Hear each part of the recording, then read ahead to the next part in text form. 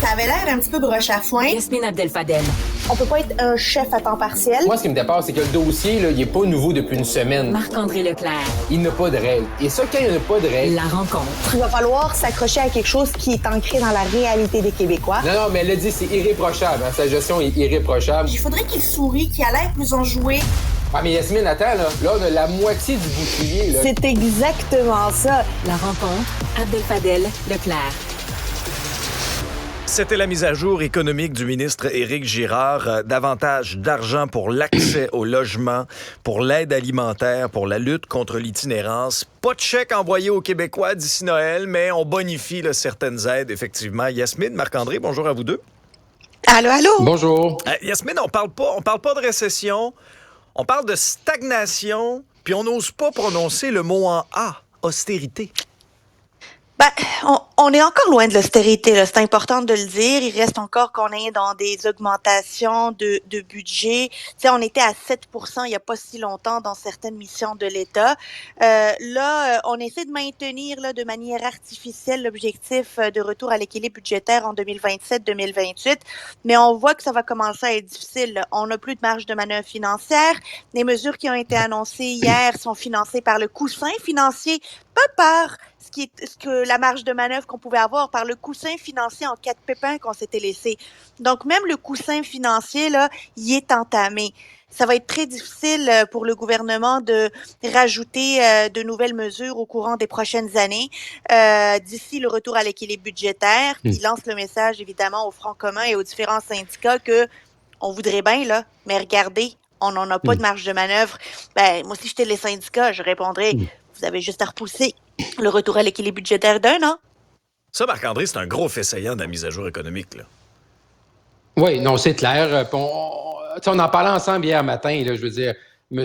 Girard, on savait que ça allait être assez sombre comme portrait. C'est exactement ce qu'il a dressé, très, très éloquent. Les prochains mois vont être difficiles. Fait qu'on ne veut pas nommer le mot en A, austérité, on ne veut pas nommer le mot en R, récession, mais on est là, on peut dire le mot en S, stagnation. Mais, je veux dire, tout ce qui ne bouge pas, à un moment donné, ça commence à puer, là. Je veux dire, ça ne va pas dans la bonne direction. Puis le message que M. Girard nous a envoyé hier, c'est que le parti est fini. Fait que là, dans le fond, là, les vallées verdoyantes, c'était les dernières années. Mais moi, j'ai comme l'impression que le party est fini. Puis, tu sais, qu'on voit dans notre société que ça s'est pas amélioré. Les écoles vont pas mieux, la santé est pas mieux. C'est comme si, tu sais, t'étais en party de fête, puis le party est fini, puis t'as pas encore mangé le gâteau, puis t'as pas encore ouvert les cadeaux, là. Fait que moi, j'ai comme l'impression que ça va être très difficile dans les prochaines années. Puis, je veux dire, les prévisions, moi, c'est ça qui m'a marqué le plus, là. On a coupé la croissance économique, on l'a coupé de moitié, là. Fait qu'on va être à 0,7% au lieu de 1,4% pour la prochaine année. Je veux dire, ça veut dire qu'on n'était pas en croissance. Puis on pourrait très bien être dans un an, se faire parler et dire, mais finalement, 2024, c'est zéro. Fait qu'on va être à la limite. Donc, les prochaines années vont être dures parce que la CAQ va devoir faire des choix. Et là, c'est le fun quand tu as beaucoup d'argent. Tu fais pas de choix. Tu dépenses, hein? Tu vas au restaurant, tu voyages, tu changes ta voiture. Mais à un moment donné, tu as des choix à faire, puis c'est ça que le gouvernement va devoir faire à partir de maintenant, là. Yasmine, c'est quand même assez révélateur parce que lorsqu'on voit le portrait, le cadre financier, il n'y en a pas de marge de manœuvre et ça a été bien expliqué par Éric Girard. Si on va au-delà de ça, on va l'emprunter.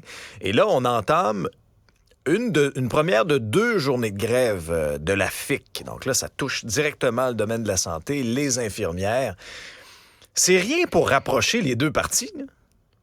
Oui, mais il faut faire attention là-dessus, dans le sens où il y a 2 plans sur lesquels il y a de la négociation. Évidemment, les syndicats voudraient que l'enveloppe consentie à la négociation des conventions collectives dépasse le 8 milliards qui est actuellement sur la table. C'est sûr, ils en voudraient plus. C'est normal, c'est leur rôle de dire ça. Ensuite, ils sont pas contre le fait déjà de parler du 8 milliards de dollars. Parce que comment il fonctionne le 8 milliards de dollars maintenant sur la table, là, c'est qu'il y a une partie que c'est pour tout le monde. La hausse pour tout le monde qui est à peine autour de l'inflation, un peu moins que l'inflation, là, 10 point quelques %. Et en plus, il y a des enveloppes sectorielles qui se rajoutent et qui va mener certains professionnels à du 14-15% d'augmentation parce qu'on veut les attirer, on veut faire des actions spécifiques. Et là, on serait au-delà de syndicats, l'inflation, Yasmine. C'est ce que Et là, M. on serait Girard au-delà a de dit. l'inflation. C'est ça. Mais les syndicats veulent pas ça. Ils veulent que les deux enveloppes soient fusionnées et que les augmentations soient pareilles pour tout le monde. La batte bleue pour tout le monde. La batte bleue pour tout le monde. Et le gouvernement veut pas ça. Alors, ils ont encore une marge dans le même 8 milliards de comment ils vont gérer ces deux enveloppes-là. Puis c'est peut-être là-dessus que le gouvernement va aller dans les négociations plutôt que juste de rajouter de l'argent à l'ensemble de l'œuvre. Ouais, je comprends que Sonia Lebel veut pas nous dire si elle a une marge ou si elle a pas de marge, mais moi, je veux dire, faut pas chercher de midi à 14h. Je pense pas qu'elle a beaucoup de jeux devant elle, là. Sa dernière offre n'est sans doute pas l'offre finale, parce que sinon, on va être en grève générale illimitée pendant très longtemps. Mais clairement, ça sent pas bon, là, je veux dire. Puis là, tu sais, je parle avec mon entourage, les voisins, la famille, puis là, tu sais, là, Mané, il faut t'additionner aussi les choses, là, parce que là, tu as aujourd'hui qui est la FIC, mais après ça, pour les parents, là, moi, là, c'est à partir du 21 novembre, là, il n'y a plus d'école, là. Parce que moi, je suis touché par les deux. Le Front commun pour le personnel de soutien du 21 au 23, puis la FAA qui commence le 23. Fait que tantôt, là, c'est le fun. Là, on dit OK, on appuie les syndiqués, c'est correct, mais là, le 21 novembre, ça s'en vient, puis là, il faut trouver des petits plans B, puis des petits plans C, puis là, parle avec les voisins, puis oh, OK, ouais, c'est vrai, on n'avait pas fait l'adéquation. Fait que, entendez-vous. Parlez-vous, hein? Je veux dire, il n'y a pas un jeune qui mérite de reperdre 1 heure d'école avec la pandémie qu'on a vécue. Entendez-vous, là, ils ont l'air tellement sur 2 planètes, ils n'ont pas l'air à se parler, il y a des tables sectorielles, mais on ne sent pas qu'il y a vraiment une volonté. On peut-tu juste aller les chercher, là? Tu sais, France Baudouin a fait ça pour sa finale de fin d'année. Elle va chercher des artistes puis ils chantent des chansons, là. Puis elle met tout dans une minivan puis ils s'en vont chanter. On peut-tu faire ça? On prend Sonia Lebel, on prend les 4... On prend les 4, on les met dans une minivan, dans un 15 places, puis on les assit, puis là, tant que vous n'avez pas réglé, vous ne sortez pas de là. Mais tu parles de la bataille de l'opinion publique, Marc-André, puis de l'appui des parents, là. Il y a un sondage léger qui démontre que majoritairement la population est derrière les syndiqués. Mais ça va durer combien de temps, ça? Moi, c'est ça que j'ai hâte de voir. À partir du 21, 22, là, c'est le 23, effectivement, on s'en va en grève générale illimitée. Je vous le dis, là, ça va s'effriter. Ça, c'est sûr que ça va s'effriter. Mais Alex, il faut comprendre aussi que la position, le narratif, les relations publiques des syndicats sont simples à comprendre pour le citoyen moyen, là. Tu sais, on a besoin d'au moins une augmentation qui couvre l'inflation. Tu sais, tout le monde dit, ben oui, ça a bien du bon sens, ben oui, c'est nos anges gardiens. Leur narratif, les mots qu'ils utilisent, les arguments qu'ils utilisent sont faciles à comprendre. Le gouvernement a de la grosse misère à expliquer sa position, ses offres, qu'est-ce qu'il propose à la table. C'est toujours compliqué, puis c'est les enveloppes, puis les tables sectorielles, puis les X, puis les Y. Ils gagneraient à juste simplifier leur message, là, puis de jouer sur la même patinoire que les syndicats, mais ça va diminuer, là, parce que si on demande aux Québécois, voulez-vous une augmentation de taxes pour financer les salaires du Front commun, là, je pense que ça va être différent.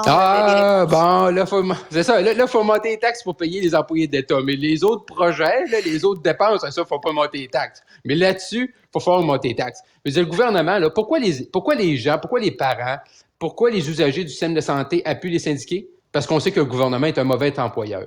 Fait que ça, je veux dire, on l'a tous vu, on le voit, c'est un mauvais employeur, c'est pas juste la question des finances, oui, l'aspect monétaire est là, mais également l'organisation du travail, puis je pense que c'est pour ça que les gens sont derrière eux, parce qu'on sait qu'on a malheureusement de mauvais services publics à l'heure actuelle. Bon, alors, à notre agenda, on a cette première journée de grève de la FIC, mais on a aussi une rencontre importante, une rencontre au sommet entre le maire de Québec, Bruno Marchand, et le premier ministre. C'est à 16h concernant le tramway. Marc-André, est-ce que c'est à ce moment-là qu'on va officiellement tirer la plug sur le projet de tramway? En privé, je pense que oui. En public, je serais surpris. Je pense pas qu'en plus, la rencontre se fait au bureau du premier ministre. Ça, c'est ce que ça veut dire, là, dans l'orchestration. Ça veut dire que c'est M. Marchand qui vient voir M. Legault et Mme Guilbeault. Lui, il va devoir ressortir du building. Mais les deux autres sont pas obligés de parler aux médias sur le coup, là. Fait que je serais très surpris que le gouvernement, que la CAQ, après la rencontre, fasse un point de presse pour dire « c'est terminé ». On déchire le projet. Tandis que M. Marchand, lui, va devoir ressortir et sans doute là, croiser les journalistes là, de la colline et de la région de Québec qui suivent le dossier attentivement. Moi, je pense que c'est la fin. Même Jonathan Julien, là, qui était le seul qui utilisait encore le mot tramway, hier, en point de presse, il disait encore projet structurant. À la CAQ, il y a le mot, tu sais, on parlait d'austérité, le mot en A, le mot en R. À la CAQ, il y a le mot en T. On dit pas tramway. On veut un projet lourd, structurant. Fait que moi, je pense que c'est terminé. C'est juste qu'on attend, on hésite. Et je suis pas mal qu'à la CAQ veut annoncer qu'est-ce qui va remplacer le tramway. Puis également, leur grande consultation à la suite de Jean Talon sur le 3e lien qu'on attend toujours. Là. Écartable. Ouais.